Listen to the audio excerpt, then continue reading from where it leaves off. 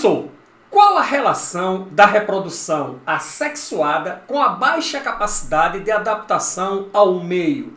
Se dois espermatozoides penetrarem um mesmo ovócito, ocorrerá a formação de gêmeos? Eu sou o professor Billy Paul, do canal de Ciências Biológicas e Autodesenvolvimento. E após a vinheta, reprodução, conceito e divisão, especialmente para você. Vamos lá?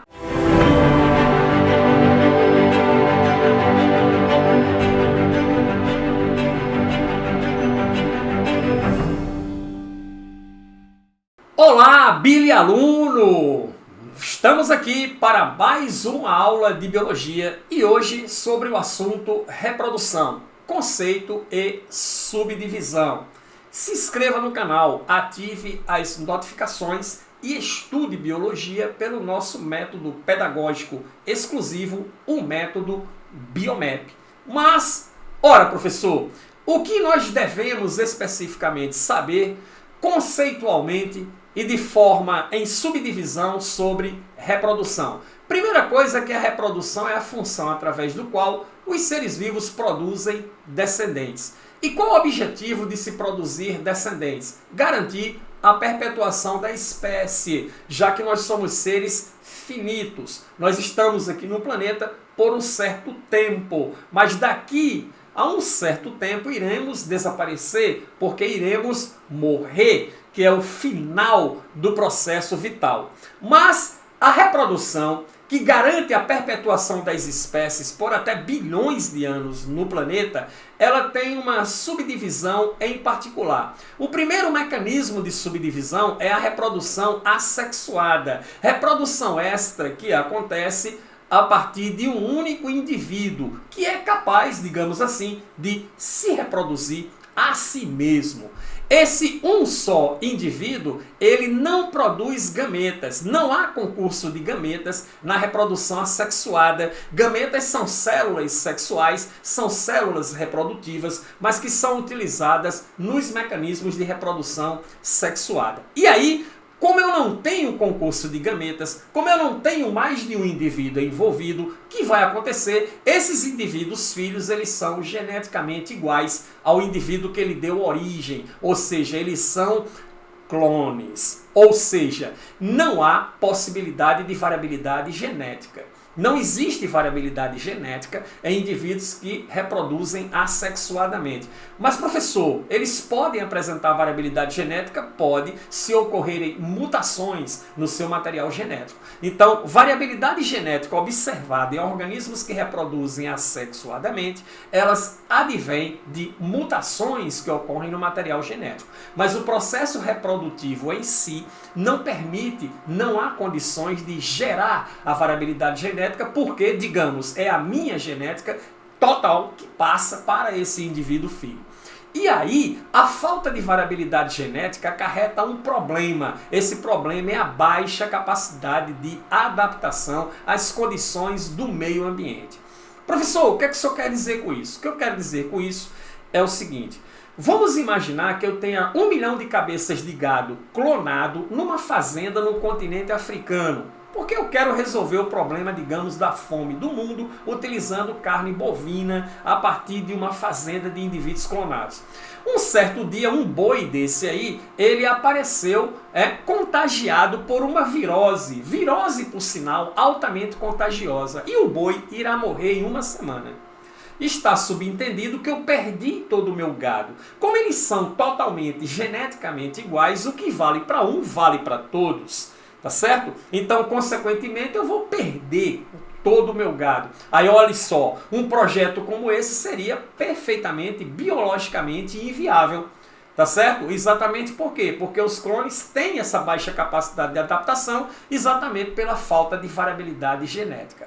Explicado? Abrimos o nosso vídeo exatamente falando sobre isso. E aí, podem ocorrer tanto em organismos unicelulares, nós temos vários organismos unicelulares como amebas, como bactérias, como outros micro-organismos que reproduzem assexuadamente, e temos também multicelulares, como as esponjas do mar, que ao você fragmentar originam novos indivíduos, as estrelas do mar, uma planária. Você sabe que seccionando uma planária, cada parte seccionada é capaz de se regenerar e evoluir para a formação de um novo indivíduo. Tudo isso são exemplos de mecanismos reprodutivos de forma assexuada. A outra subdivisão clássica é a reprodução de caráter sexuado, onde dois ou mais indivíduos participam. Dois ou mais indivíduos participam.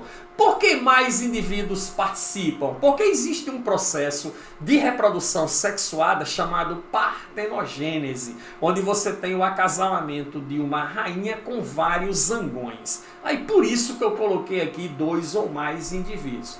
Vamos falar sobre os detalhes da partenogênese quando estudarmos os processos de reprodução sexuada. Como também teremos uma outra aula sobre os processos de reprodução assexuada.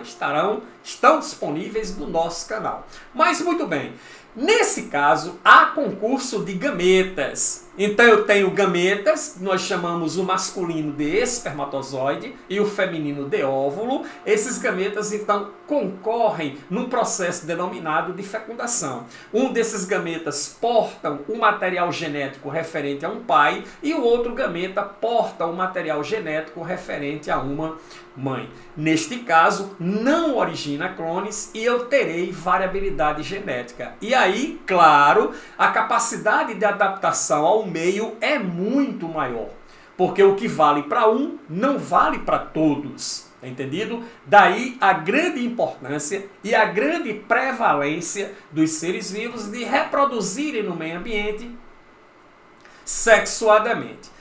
Para ficar claro essa coisa da adaptação, variabilidade genética, isso tudo, vamos analisar o caráter evolutivo da reprodução sexuada. Existe um caráter evolutivo por trás da reprodução sexuada. E como funciona isso? Olha só.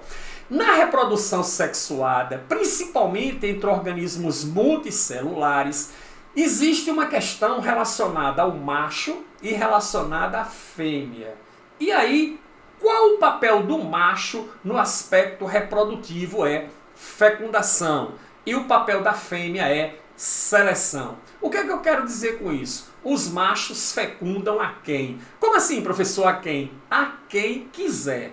Já as fêmeas, por outro lado, elas selecionam com quem? Elas não acasalam com qualquer um. Elas escolhem com quem acasalar. Tá vendo aí que há um processo seletivo no mecanismo de reprodução sexuada? Isto chama-se seleção sexual, por Charles Darwin e Alfred Russel Wallace. Então, veja só. Um sapo macho vai para a beira da lagoa quando chove, a lagoa cheia, e ele fica lá fazendo assim. Webe, webe, webe, webe, webe, webe, webe, webe. Ele fica coachando no sentido de atrair fêmeas.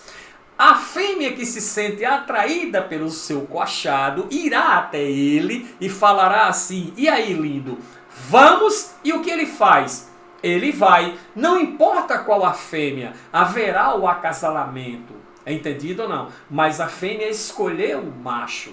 E aí, todas as espécies da natureza, o macho, cujo papel é passar o código genético adiante, ele está preocupado apenas em passar esse material genético, não importa para quem, ele passará desde que ele seja selecionado. Quanto maior for a juba de um leão e a maior reserva de território que ele tiver, mais ele terá fêmeas interessadas nele. Mas por que isso, professor? Porque é ela quem caça. Um macho que tem a maior reserva de território, ele demarca esse território com a sua urina, tem a maior possibilidade de ela ser bem-sucedida na caça e alimentar a família, já que é ela quem trabalha e ele fica tomando conta dos filhotes. Ou seja, cada espécie na natureza tem o seu critério seletivo. Então o papel do macho na reprodução sexuada é fecundação e o papel da fêmea é a seleção. E aí o que acontece? Eu passo a ter um processo de reprodução diferencial.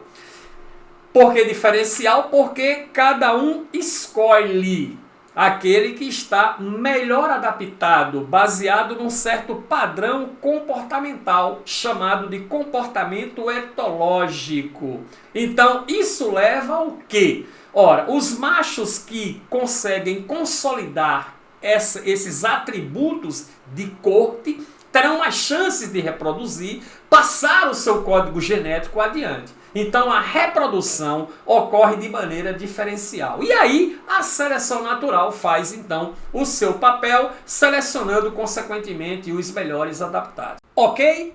A pergunta importante agora é: como acontece a formação de gêmeos? Não é isso? Como se formam os gêmeos, professor? Bom, aí vamos ver o seguinte. Montei um esquemazinho animadinho, bem legal, para você entender como acontece essa formação de gêmeos. Alguns alunos acham que gêmeos ocorre quando você tem a penetração de 2 espermatozoides em um ovócito. Quando isso acontece, a célula será inviabilizada, porque para que a embriogênese comece a ocorrer, eu preciso da fusão do pronúcleo masculino do espermatozoide com o pronúcleo feminino deste ovócito. Quando eu tenho esta fusão, denominado de anfimixia, eu passo então a ter um zigoto. E aí veja bem, se entram 2 espermatozoides, eu vou ter núcleo masculino, aliás, 2 espermatozoides não. Se são injetados 2 pronúcleos masculinos dentro do ovócito, eu vou ter pronúcleos masculinos de mais para pronúcleo feminino de menos. Então isso vai inviabilizar a formação do zigoto e o desenvolvimento desta célula que não será fecundada. Beleza? Sendo assim, como ocorre, consequentemente, a formação dos gêmeos? Olha só, eu tenho aqui um ovócito e tenho aqui um espermatozoide. Na fecundação, claro, esse espermatozoide encontra-se com esse ovócito, formando então uma célula que nós conhecemos por zigoto. Na verdade, não é o espermatozoide que penetra no ovócito, ele injeta dentro desse ovócito o seu núcleo. Aí o que acontece? No momento que esse núcleo entra, dispara um mecanismo para evitar a poliespermia. É denominado de bloqueio da poliespermia. Eu aconselho você ir lá no vídeo de fecundação e fertilização, na playlist de reprodução humana. Lá nós explicamos em detalhes como acontece esse bloqueio da poliespermia. Beleza? Aí eu tenho agora aqui um zigoto, que é uma célula fecundada. Esse zigoto aqui, antes de entrar na embriogênese, ele se divide em 2. Mitoticamente, ocorre uma divisão mitótica e esse zigoto ele vai formar 2 outros zigotos e cada zigoto desse aqui vai evoluir para a formação de um novo indivíduo, que pode ser 2 indivíduos de sexo masculino ou 2 indivíduos de sexo feminino, ou seja, sempre de mesmo sexo.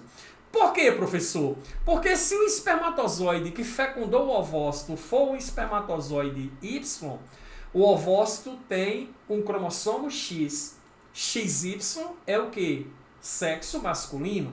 Esse zigoto XY se dividiu em 2 zigotos, também XY, beleza? Então serão 2 indivíduos de sexo masculino. Mas, se for um espermatozoide portando o cromossomo X, que fecundou o ovócito X, o que é que eu vou ter?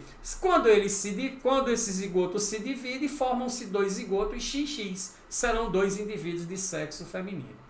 Características desse processo de formação de gêmeos é denominado de poliembrionia, onde ocorre a formação de vários embriões a partir de um único zigoto, beleza ou não? São denominados de gêmeos univitelínicos ou monozigóticos, porque vieram de um único zigoto. São geneticamente iguais e, claro, obrigatoriamente do mesmo sexo. A outra situação Eu tenho um espermatozoide e tenho um ovócito. Tenho outro espermatozoide e tenho um outro ovócito, porque a mulher, na ovulação, liberou mais de um ovócito. Geralmente ela libera apenas um, mas nesse caso ela liberou 2 ou mais. Assim sendo, o que vai acontecer? Milhões de espermatozoides são liberados numa ejaculação. Um espermatozoide fecunda um dos ovócitos, o outro fecunda o outro ovócito. Eu vou ter a formação de 2 zigotos. Esses zigotos evoluem para formar 2 novos indivíduos, que podem ser de mesmo sexo ou podem ser de sexos diferentes. Pode acontecer as duas situações. Nesse caso, você diz que houve um processo denominado de poliovulação, onde aconteceu a liberação de vários ovócitos no mesmo período do ciclo menstrual, naquele mesmo ciclo menstrual, naquele mesmo mês. Nesse caso, os gêmeos são bivitelínicos, também denominados de dizigóticos, porque vieram de 2 zigotos diferentes. São geneticamente diferentes. Os irmãos aqui são apenas de barriga, ok? Mas eles não correspondem ao mesmo patrimônio genético. Aí pode ser de mesmo sexo ou de sexos diferentes. Por quê, professor? Se um espermatozoide portador de cromossomo Y fecundou um óvulo X, indivíduo XY será de sexo masculino. Se o espermatozoide X fecunda um óvulo X, indivíduo XX será de sexo feminino. Por isso que é perfeitamente possível terem diferentes sexos. Beleza? Certinho? Continuamos nas próximas aulas, falando sobre reprodução assexuada e sexuada. Meus agradecimentos por participar junto conosco. Se inscreva no canal, nos ajude a impulsionar mais o método Biomap para muitos alunos neste nosso querido país. Passe na descrição, baixe o Biomap da aula e o Bioese para exercitar os conteúdos aprendidos. E nos encontramos. Até lá!